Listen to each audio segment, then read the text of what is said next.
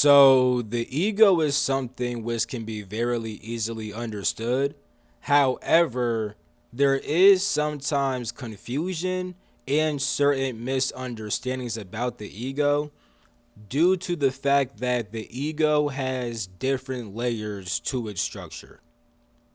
In today's video, I will be talking about the metaphysical structure of the ego, and hopefully I will clear up any confusion and misconceptions that surround the ego.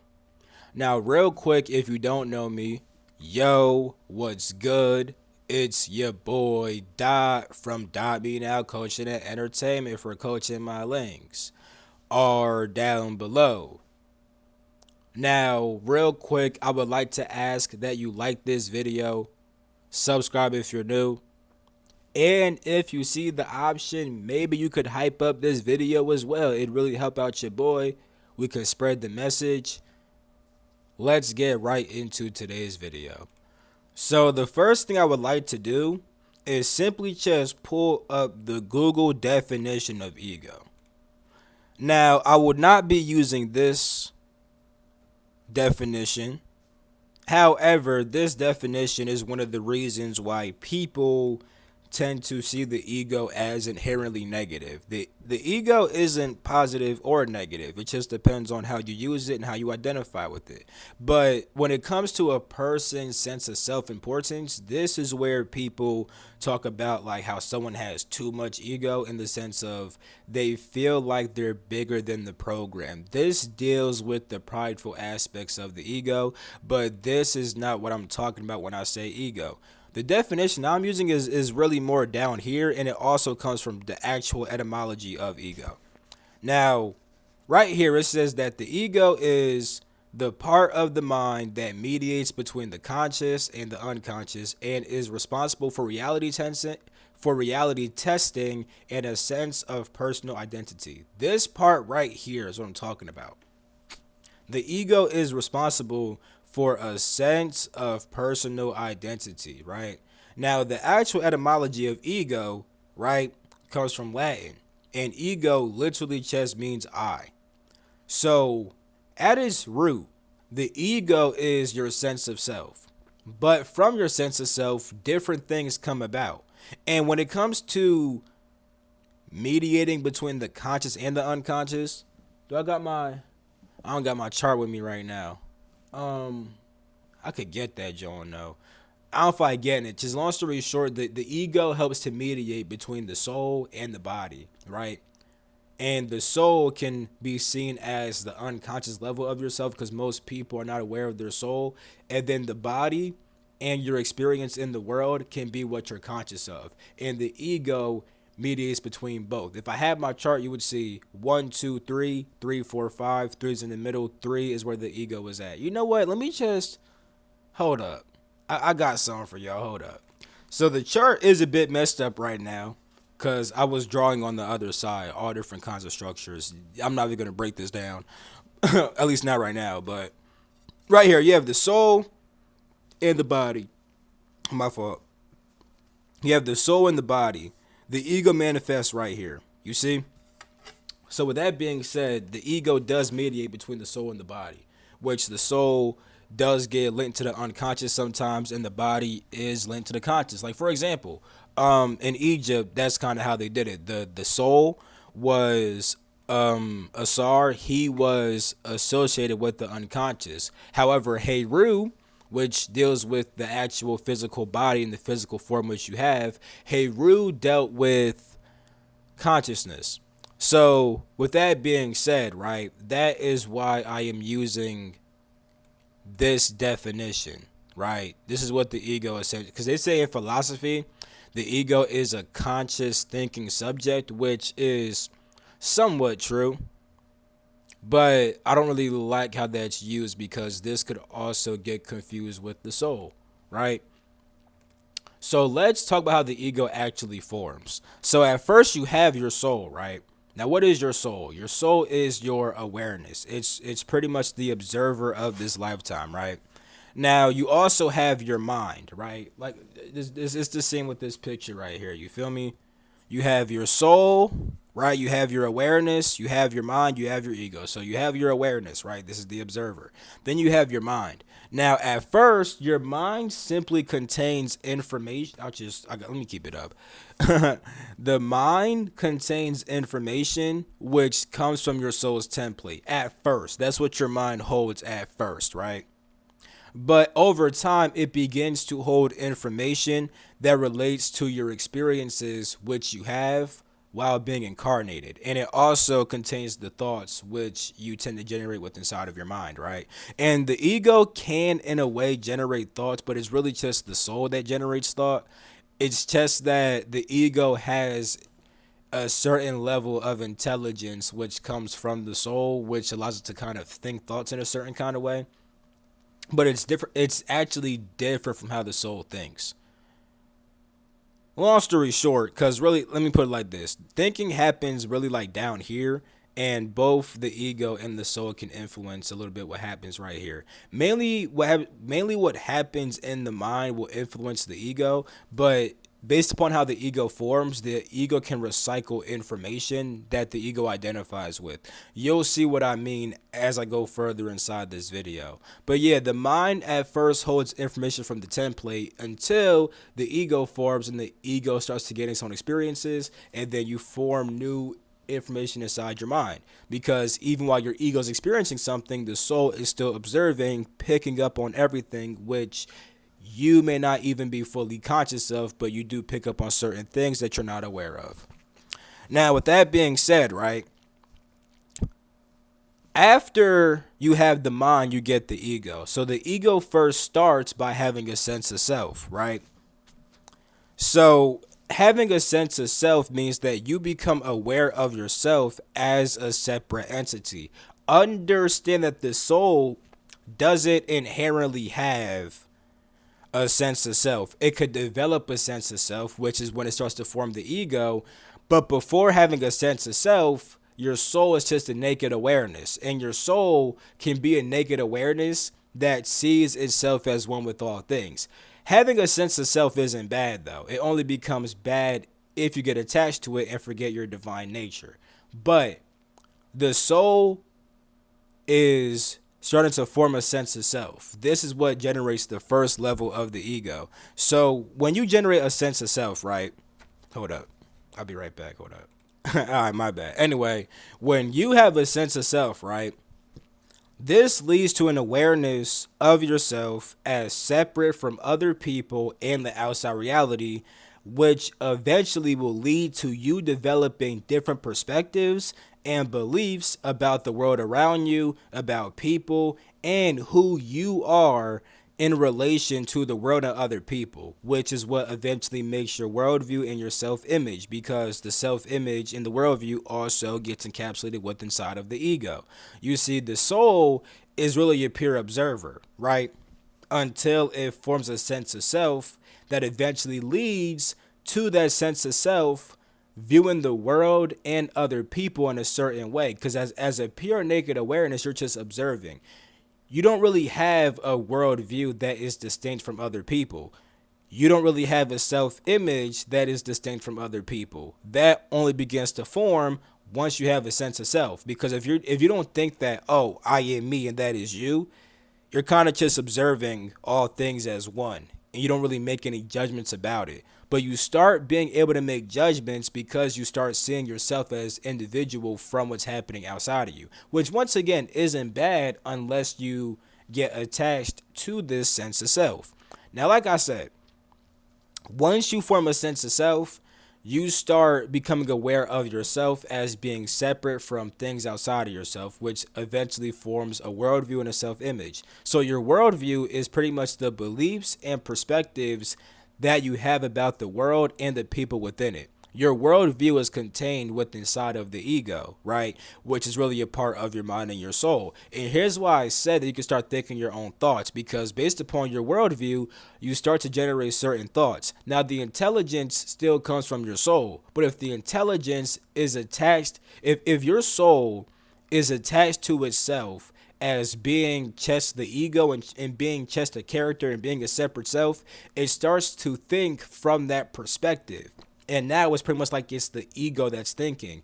Really, the ego is just borrowing intelligence from the soul, but the soul thinks that it is the ego. Therefore, every single thought which the soul forms is going to be based upon the worldview of the ego and also the self image. Let me get more into that. So, like I said, the worldview is what beliefs and perspectives you have about the world and the people inside of it. Now, this will also begin to form your self image. Your self image is pretty much how you see yourself, the image which you have of yourself, which is mental, but it also begins to form as a literal image, right? like how you look inside your own mind. Like someone could be a bit skinny, but they think that they're fat. So inside their mind, they literally see themselves as being fatter than they are, literally. But anyway, your self image, right, is the way that you see yourself. And this comes from two main things.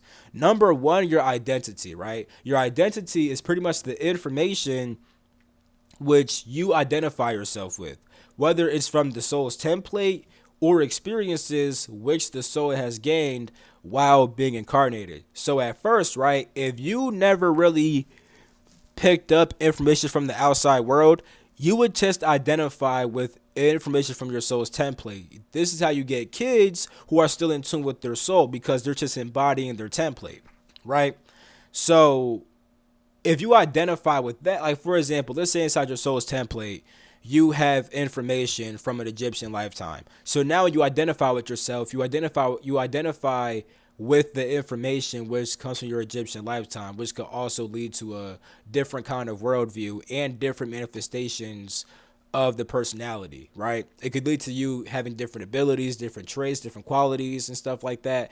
I'm gonna talk about the personality in a little bit, you know? But long story short, you can identify with information from your soul's template or from certain experiences. You might have an experience inside the world, right? But that experience is also tainted by how you view the world. If you view the world as while inside the world things happen to you, then you might have a harmful experience which will lead you to have a thought that you are a victim, and then you identify with that information of being a victim, and now you have the identity of a victim. You see. However, you could also have a worldview that things inside the world happen to show you certain things, right? And then something bad happens, but because you don't think that things just happen to you, you don't think that you're being a victim. You start thinking, dang, okay, what is this showing me? And then you may see that, oh, this is showing me that I got to be more aware. And then you identify with becoming more aware. So, what I'm trying to say is, right, your worldview actually will influence how you perceive certain situations, right? And then based upon those experiences and the information and the perspectives which come from that experience, you then begin identifying with that information and those perspectives, which forms your identity, right? Then you have your character. Your character, right, comes from the fact that your soul forms an identity, right? And then your soul will structure its identity into different qualities and character traits. So, for example, you might identify with being a chef, right? But there's all different kinds of chefs. Are you the angry chef, the happy chef, the perfectionist chef? What kind of chef are you, right? So, being a chef could be your identity, and then the kind of chef that you are is the character, right? So you could pretty much just merge the two because even just being a chef could be seen as a character, right? You know what I'm saying? So although I'm separating these, if it's too confusing for you inside your mind to understand, just see it as all one. Pretty much you identify with yourself as being something, and then you develop different traits based upon what you identify with. You create different traits and different qualities surrounded around what you identify with. So if you are a victim, right, you can be the sad victim, the angry victim, you know what I'm saying? The scared victim, right? You can have different qualities which align with your identity. And then this will lead to the personality. Your personality is how you express your person. It's how you express your character and identity, right? So yeah, your personality forms based upon how your soul decides to express your character, right? It pretty much is pretty much how you express your different traits, your different qualities, and how you express your identity, which is why a person could have different personalities but still have the same identity, right? You can identify with yourself as being a certain kind of person, but around different people, you express this person in different ways. So, me, right? I have a certain identity, but depending on where I'm at and who I'm around, I will switch up my personality. I will switch up how I express this identity and this character. You could also form various identities and various characters too. You know what I'm saying? That is a thing that happens as well. But long story short, understand that the ego is composed of your sense of self, your worldview, your self image, and personality. And your self image comes from your identity and your character. So you're really composed of a sense of self, or your ego is composed of a sense of self, a worldview, an identity, a character, and a personality. You see? Now with that being said, none of this is bad, right? None of that is bad unless you become attached to your sense of self and you become attached to your worldview and identity. Even if your worldview isn't inherently bad, it still can be seen as bad to attach to your ego. And it's only bad in the sense that you forget your true self. But you can forget your true self and still be a nice person. Like, you might really get attached to your sense of self, but the worldview that you have is a positive worldview, and you form a positive identity. And because of that, you're an amazing, positive person, even though you're not aware of your divine nature. You see? So you can forget your divine nature and still be a good person. It's only seen as bad because you forget your true self. However, when you do pass over, you likely will be able to get back in tune with your soul pretty quick. Opposed to a person that has such a limiting worldview and such a horrible personality, because the worse your worldview gets, the more negative, the more separate, you know what I'm saying? The more separate and negative your identity gets, all these things, it's like you're straying further and further from your true self, which can make it harder to embody your true self. Now, next video is going to be about the process of incarnation and reincarnation. So you'll understand more about kind of how the soul rejoins to its spirit and stuff like that inside that video. But let's not talk about that for right now. What I want to mention is just the fact that the negative aspects of the ego manifest when one gets attached to their ego. And when you think that you really are this person, you can have an elevated sense of self-importance, right? If you kind of dropped your, and by the way, it's like I said, it's not bad to have a sense of self. You can even experience oneness while still having a sense of self. That's literally possible. You can also choose to pretty much eliminate your sense of self. You can do that. Like, you really can. Like, you can choose to let go. Like, I've done it before where, like, I've been one with all things and I kind of forgot myself. Like, I had no self. And actually, when you're inside that mode, it can actually be hard to function in reality, because you stop having a personality and a character and an identity and stuff like that. Like, you'll kind of be like a blank slate, you know? It's interesting how that works. Long story short, though, when you have a very strong sense of self and you can't experience oneness no more, you may think that you are the only person that matters, which is what develops those negative qualities of ego. When they say he's so egotistical, he's so prideful, only cares about himself. Yeah, that happens when you became too attached to your sense of self and you forgot your oneness. Because once again, you can have a sense of self. You can have a sense of self and still feel at one with all things, or you can completely annihilate it too. That's pretty much up to you. You know what I'm saying? But yeah. I hope this video gave you guys a bit more clarity as to what the ego really is and how it's structured, you know? Because it's not inherently bad. It's only bad with attachment to it and with the lack of understanding. But I do want to say this. For the people who are on my Patreon, I'm making a video about attaining full authority and full sovereignty inside of your life. And understanding the ego is really important to that, because your ego is the one that's going to establish the life that you want for yourself. However, if your ego is shitty, you must get in tune with your soul. Because once again, there's people who forgot the true nature of their soul, but they live a great life. Like, great life when it comes to the physical look of it and also their internal state, right? There's people who are really happy, they have what they want inside their life, and you know they feel good and their life looks good. There's also people that have a good looking life but they feel like shit inside themselves. You feel me? And there's also people that don't feel like shit inside themselves, but the life outside them is kind of fucked up. And there's people that's fucked up on all ends, right? Your ego determines the life that you live. But if your ego's kind of fucked up, then you must get in tune with your soul to change your ego, because you can't change your ego, you know? And I'll be talking more about that on Patreon, because this also starts getting involved with different domains and, you know, the districts, the regions, provinces, kingdoms, empires, imperiums, and shit like that. You know what I'm saying? So if you guys want to go check that out, make sure you go subscribe to the Patreon. It's only $10. It's only $10. It's really cheap. I think you're gonna enjoy it. But I'll end this video right here. I love you all. Catch my next video. Peace. The freak out. You smell me.